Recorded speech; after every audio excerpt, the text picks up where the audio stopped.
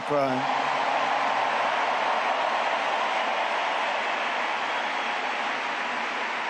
In high school, he was the quarterback of the football team and the captain of the basketball team. He was a good athlete. A lot of people don't know that about Charlie. He was an Eagle Scout who spent his school lunch breaks listening to another champion for liberty, somebody that he greatly admired, Rush Limbaugh.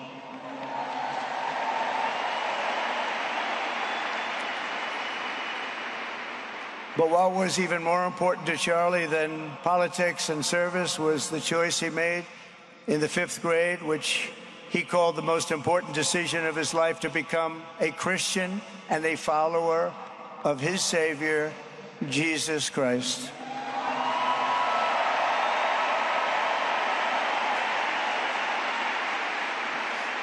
Inspired by faith and his love of freedom, Charlie did something remarkable when he was just 18 years old. On the advice of a mentor who told him to put off going to college because he was doing so well, he devoted his life to converting young people to the conservative cause. How did he do? Take a look. How did he do?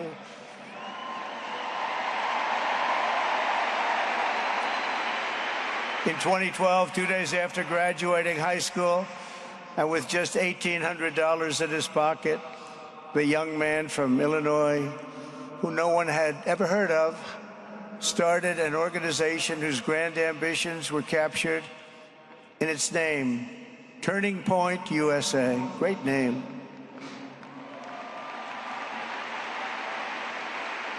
And I have a feeling it's going to be bigger and better than ever before. Does that make sense? It's going to be bigger and better than ever before. Look at what's happening. 12 years ago, Charlie walked onto his first college campus, the very liberal University of Wisconsin at Madison. He set up a card table and put up a sign with 3 words: "Big government sucks." Could you believe that? That's Charlie. That day, Charlie talked to every student who approached him, most of whom were probably quite a bit older than he was.